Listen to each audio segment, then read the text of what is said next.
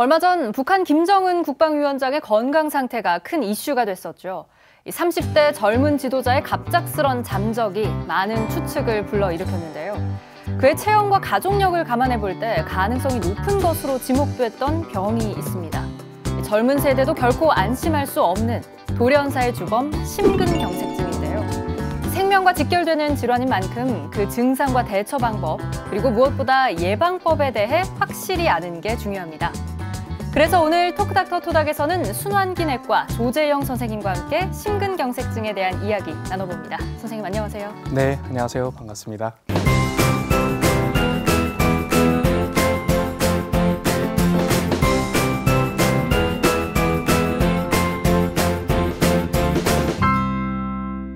저희가 김정은 국방위원장 이야기로 말문을 열었는데요. 실제로 당시에 젊은 사람들에게도 정말 이 급성 심근경색증이 발생할 수 있느냐 이런 의문들 참 많았거든요.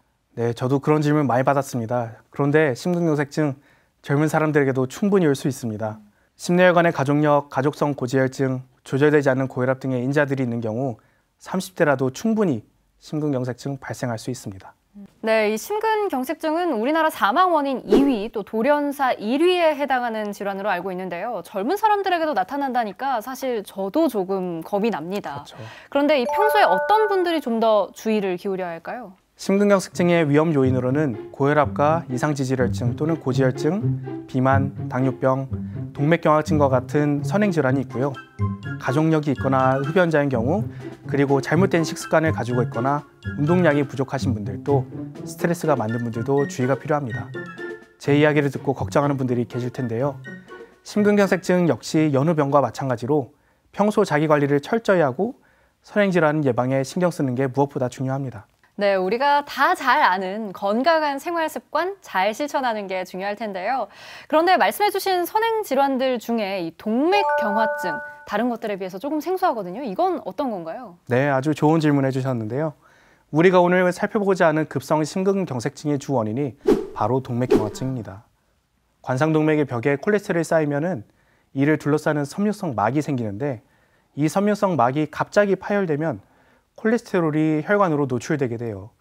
혈관으로 노출된 이 지방 찌꺼기들의 주변에 혈액이 뭉치게 되면서 혈전, 흔히 이제 피떡이라고 얘기하는데 그런 것들이 형성이 되고요.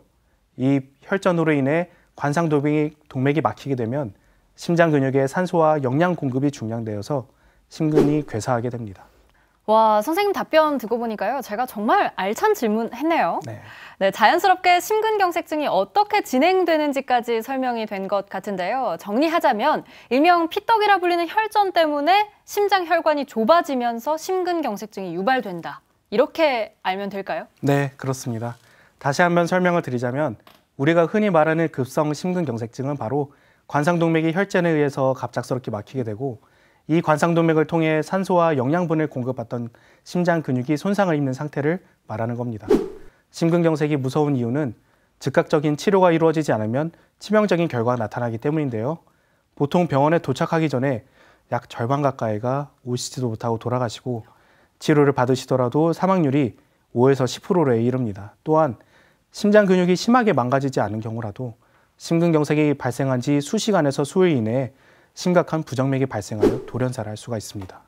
알면 알수록 절대 가볍게 여겨서는 안 되겠다. 맞습니다. 이런 생각이 드는데요. 네. 심근경색증 증상이 나타난 이후에 제때 적절한 치료를 받기 위해서는 어떻게 해야 하나요? 가슴 통증이 30분 이상 지속되면 지체 없이 119에 도움을 요청하고 관상동맥 중재 수술이 가능한 종합병원 응급실에 빨리 도착하셔야 됩니다. 구급차를 기다리는 동안 가능한 움직이지 마시고 혀 밑에 넣거나 뿌리는 니트로글리세린이 있으면 우선 사용합니다. 효과가 검증되지 않는 약물, 우황청심원과 같은 것들을 사용하지 마셔야 되고요. 체한 걸로 인해 손끝을 따는 행동도 삼가셔야 되겠습니다. 가슴 통증 발생 후에 최대한 빨리 병원에 도착해야만 심장의 괴사를 막을 수 있고요. 90분 이내에 시술을 받아야 심장 근육을 성공적으로 회복시킬 수 있습니다. 네, 무엇보다 빠른 대처가 중요하다. 이걸 강조해 주셨는데요. 증상이 발현하기 전에 미리 그 위험성을 좀 감지할 수는 없을까요? 누구나 알 수 있는 조기 증상이 있어 병의 발병 가능성을 미리 예측할 수 있다면 참 좋겠지만, 안타깝게도 평소 아무런 증상이 없다가 갑작스럽게 심근경색증이 발생하는 경우가 절반 이상입니다. 그래서 평소 나름대로의 방법으로 심근경색증을 예방하고자 하거나 꾸준히 건강검진을 하더라도 발견을 못하는 경우가 많습니다. 따라서 심근경색증은 빠른 진단과 적절한 치료가 매우 중요합니다. 그렇다면 이 심근경색이 발생할 경우에는 어떤 증상들이 나타나나요? 심근경색이 발생하게 되면 우선 격심한 가슴 통증이 발생하게 됩니다. 이에 발생하는 가슴 통증은 일찍이 경험하지 못했던 것으로 가슴이 찢어진다고도 말씀하시고 벌어진다고도 말씀하시고 또 어떤 분들은 숨이 멎을 것 같은 통증으로 말씀하시기도 합니다. 이런 고통이 30분 이상 지속되기 때문에 환자들은 이때 죽음의 공포를 경험하게 되죠. 또한 가슴 통증 외에도 어깨, 목, 턱으로 통증이 퍼져가기도 하고 위압감이나 발한, 구역, 구토, 어지럼증, 불안 등을 동반할 수 있습니다. 심한 경우에는 호흡곤란, 의식상실, 혼돈과 같은 증상이 동반됩니다. 사실 가슴 통증에는 다양한 원인들이 있을 텐데 말씀해 주신 것처럼 찢어지듯 가슴이 벌어지는 듯 혹은 숨이 멎을 것 같은 그런 통증들이 나타난다면 심근경색증이라는 의심하에 병원으로 빨리 가는 게 중요하겠네요. 네, 그렇습니다. 초기 사망률이 30%에 달하는 급성 심근경색은 환자 절반 이상이 병원에 도착하기 전에 사망하는 것으로 알려져 있습니다. 심각하면 발병 한두 시간 이내에 사망할 수도 있어 갑자기 찾아오는 가슴 통증을 절대 가볍게 여겨서는 안 됩니다. 네, 어떤 경우에서든 최대한 빠른 조치가 가장 중요하다는 거 다시 한번 새겨 듣겠습니다. 지금까지 심근경색증이 어떤 질환인지 또 그 원인과 대처 방법은 무엇인지에 대해서도 이야기 나눠봤는데요. 이번에는 퀴즈를 통해서 심근경색증에 대해 보다 자세히 알아보도록 하겠습니다. 시청자 여러분도 저와 함께 풀어보시죠. 건강상식 능력고사 지금 바로 시작합니다. 네, 저는 오늘 이게 위험성이 높은 질환이다 보니까요. 이상하게 오늘따라 더 긴장이 되는데요. 첫 번째 문제 주시죠. 이 문제를 듣고 뜨끔해하는 분들도 아마 계실 겁니다. 드라마에서 보면 화를 내다가 갑자기 가슴 움켜쥐고 쓰러지는 장면들이 있죠? 이런 거 아침 드라마 단골 장면이잖아요. 네, 그렇죠. 그렇다면 여기서 문제입니다. 쉽게 화를 내는 사람은 급성 심근경색증 고위험군일까요? 아닐까요? 저만 그런 건지는 모르겠는데 왜 화가 나면 가슴 두근거림이 굉장히 심해지잖아요. 네. 화를 낸다는 것 자체가 우리 몸에 좀 좋은 영향을 줄 것 같지는 않아서 과감하게 O 선택하겠습니다. 네, 정답은 O입니다. 말씀하신 것처럼 쉽게 화를 내거나 화를 많이 내는 경우 질환 발병 가능성이 높아집니다. 그래서 평소 스트레스를 잘 관리하는 게 중요한데요. 스트레스는 혈압을 상승시키고 부정맥을 유발하기 때문에 동맥경화를 촉진해 심내혈관의 위험 요인이 됩니다. 특히 경쟁적이고 성취욕이 강하며 남에게 지기 싫어하는 성격을 가진 사람들이 그렇지 않은 사람보다 심혈관 질환에 걸릴 가능성이 높습니다. 네, 무난한 성격이 참 중요하겠다 네, 이런 생각이 맞습니다. 드는데요. 명상이라도 해야 할까 봐요. 하셔야죠. 네, 바로 이어서 다음 문제 주시죠. 네, 두 번째 문제입니다. 미세먼지는 심근경색증의 발생과 관련이 있다, 없다? 미세먼지가 우리 몸에 좋지 않다는 거는 잘 알고 있는데요. 이게 폐질환이면 몰라도 심장질환과는 좀 무관할 것 같다 이런 생각이 들어서 저는 X 선택하겠습니다. 바꿀 수 있는 기회를 한번 드릴까요? 토닥 방송을 좀 보셨으면 아시겠지만 제가 답을 잘 안 바꿉니다. 그래서 그대로 가겠습니다. X. 틀렸습니다. 정답은 O입니다. 미세먼지는 호흡기 질환뿐만 아니라 뇌졸중과 심장질환을 유발한다고 알려져 있습니다. 미세먼지는 호흡기를 통해 몸 안으로 들어가 기관지와 폐를 거친 후 혈류를 타고 심장으로 들어가게 되는데요. 이렇게 심혈관의 약한 부위에 쌓인 미세먼지 입자들이 심근경색을 일으킬 수 있습니다. 또한 미세먼지보다 분자가 더 작은 초미세먼지에 장기간 노출될 경우 심근경색과 같은 허혈성 심장질환의 사망률이 30에서 80%까지 증가하므로 미세먼지 농도가 높은 날은 외출을 삼가는 것이 좋겠습니다. 이 미세먼지가 정말 무서운 거네요. 더욱 조심해야겠습니다. 다음 문제 주시죠. 앞서 혈관으로 노출된 콜레스테롤 주변에 혈액이 뭉쳐지면서 혈전 또는 피떡이 형성된다는 이야기를 했었는데요. 콜레스테롤은 우리 몸에 무조건 나쁜 걸까요? 그러면 O, 아니면 X로 선택해 주시면 되겠습니다. 이번에는 고민하지 않고 X 선택하겠습니다. 착한 콜레스테롤과 나쁜 콜레스테롤이 있다. 이 정도는 상식 아니겠습니까? 네, 잘 알고 계십니다. 정답은 X 맞습니다. 많은 분들이 콜레스테롤을 건강을 해치는 나쁜 요소로만 생각하는데요. 그러나 콜레스테롤은 건강을 해치는 요소이기 이전에 생명을 유지하는 데 필수적인 지방산이기도 합니다. 고밀도 지단백질 또는 HDL 콜레스테롤은 저밀도 진단백질과 동맥경화가 생긴 부위에서 콜레스테롤을 제거하여 간으로 운분해주는 아주 중요한 역할을 합니다. 네, 콜레스테롤에 대한 오해 많이들 풀리셨죠? 그럼 계속해서 다음 문제 풀어볼까요?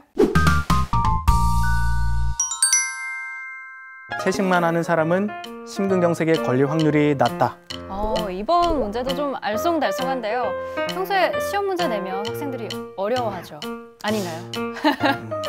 네, 채식하면 보통 건강에 좋다고들 하잖아요. 저는 O 하겠습니다.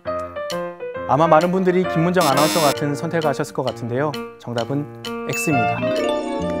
채식만 하는 사람이 오히려 혈전이나 동맥경화증이 발병할 위험이 높을 수 있다는 연구 결과가 있습니다.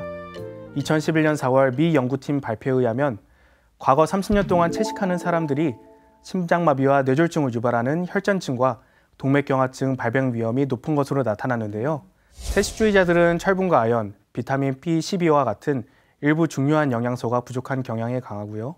HDL 콜레스테롤은 낮아 심장질환이 발병할 위험이 높은 것으로 알려져 있습니다. 네, 뭐든 골고루 잘 먹어야 한다는 어른들의 말을 다시 한번 되새기게 됩니다. 그렇죠. 오늘 제 퀴즈 실력은 부끄럽습니다. 시청자 여러분께서 저보다 더 많이 맞히셨을 것 같은데요. 다음 시간에는 꼭 똑순이 모드로 돌아오도록 하겠습니다. 지금까지 건강상식 능력고사였습니다. 계속해서 심근경색증에 대한 이야기 이어갑니다. 심근경색증만큼이나 잘 알려진 심혈관 질환이 바로 협심증이잖아요. 이 둘은 어떤 차이가 있나요? 많은 분들이 헷갈려 하시는데요. 협심증은 심장에 퍼져 있는 관상동맥이 좁아져서 심장 근육이 일시적인 빈혈 상태에는 빠지지만 죽지는 않는 상태인 반면 심근경색증은 심장 근육이 죽은 상태라는 근본적인 차이점이 있습니다. 협심증의 경우 관상동맥이 완전히 막힌 것은 아니기 때문에 환자가 휴식을 취하면 심장 근육의 산소 부족은 호전되고 가슴 통증은 사라집니다. 또한 이로 인해 심장 근육이 완전히 죽어 기능이 없어지는 일은 발생하지 않습니다.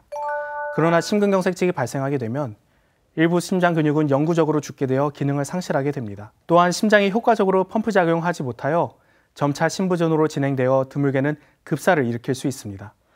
심근경색증은 이 심장 근육이 죽어서 그 기능을 상실하게 되기 때문에 예후도 더 좋지 않다, 이렇게 볼 수 있는 거네요. 네, 맞습니다. 그렇다면 이 심근경색증 환자 진단은 어떻게 이루어지나요? 네, 심전도 검사, 운동부하 검사, 심장 초음파 검사, 핵동위원소 검사, 심장혈관 CT, 심근효소 검사와 같은 피검사, 그리고 마지막으로 관상동맥 조영술 등의 검사법이 있습니다.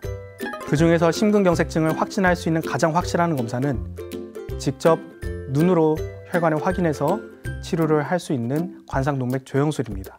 네, 이렇게 다양한 검사를 통해서 진단을 내린 이후에는 빠른 치료가 이루어지게 될 텐데요. 막힌 혈관을 어떤 방식으로 뚫는지도 궁금합니다. 검사 방법과 마찬가지로 환자의 상태에 따라 치료를 결정하는데요. 대부분의 환자에게 풍선 및 스텐트를 이용한 시술을 시행하여 막힌 혈관을 뚫어줍니다. 스텐트 삽입술은 심혈관 조영술을 통해 막힌 혈관을 찾아낸 후 혈관 안으로 가느다란 풍선을 넣어 좁아진 부분을 풍선으로 넓히고 스텐트라는 철망을 삽입해서 혈관을 유지하게 해주는 시술입니다. 약물은 혈전을 녹이는 혈전 용해제를 주로 사용합니다. 또한 혈관의 정도가 심하거나 광범위한 경우 가슴을 여는 관상동맥 우회수를 실시하기도 합니다. 스텐트 시술 후에는 항혈소판제를 복용하게 되는데 처방에 따라 정확한 용량을 지속적으로 복용하고 마음대로 중단하셔는 절대 안 됩니다. 또한 멍이 생길 수 있으므로 격렬한 운동을 피하고 치과 진료와 내시경, 수술 등 출혈 가능성이 있는 치료를 받아야 하는 경우에는 약물 복용 사실을 알리고 반드시 의사와 상의하셔야 됩니다. 네, 아무래도 심뇌혈관 질환인 만큼 진단과 시술 이후로도 꾸준한 관리가 절대적으로 중요할 텐데요. 네, 맞습니다. 심근경색증이 발병했던 환자들이나 혹은 심근경색증에 대한 두려움이 있는 분들에게 이것만은 꼭 지켰으면 당부 혹은 강조하고 싶은 말씀이 있다면요? 담배와 술은 무조건 끊으시거나 최소한으로 줄이셔야 됩니다. 음식은 싱겁게 채소와 생선을 충분히 드시는 게 좋습니다. 무엇보다 30분 이상 매일 꾸준히 운동하시고 적정 체중과 허리둘레를 유지하도록 하시고요. 스트레스 줄이는 게 쉽진 않지만은 그래도 줄이시도록 꼭 노력하십시오. 또한 정기적으로 혈압과 혈당, 콜레스테롤 측정해 내 몸의 상태를 제대로 알고 있는 게 중요하고요. 고혈압과 당뇨병 그리고 고지혈증 치료는 마음대로 중단하지 마시고 꾸준히 하시는 게 좋습니다. 무엇보다 심근경색증의 응급 증상을 숙지하시고 이상이 있다면 즉시 병원으로 가서 골든타임을 꼭 확보하시기 바랍니다. 네, 선생님 마지막으로 오늘 질환과 관련해서 토닥 시청자들께 당부 말씀해 주시죠. 네, 전국적으로 병원에 와서 급성 심근경색으로 진단받은 분들 중에서 119를 이용한 경우가 절반밖에 되지 않는다고 합니다. 심장질환이 막힌 후 시술을 통해 재개통하는 시간이 빠르면 빠를수록 심장 기능 손상을 최소화할 수 있고요. 합병증을 예방할 수 있습니다. 심장혈관을 시술할 수 있는 병원 응급실로 오는 가장 빠른 방법은 119 앰뷸런스를 이용하는 것입니다. 난생 처음 겪는 심한 가슴 통증이 생겼다면 주저하지 마시고 119를 통해 시술 가능한 병원 응급실을 방문하셨으면 좋겠습니다. 네, 누구에게나 급작스럽게 찾아올 수 있는 심근경색증. 철저한 자기관리와 함께 주요 증상과 응급수칙 잘 숙지하는 게 중요하다는 점 다시 한번 강조하면서 톡닥터 토닥 마무리합니다. 저희는 여기서 인사드리겠습니다. 여러분 고맙습니다.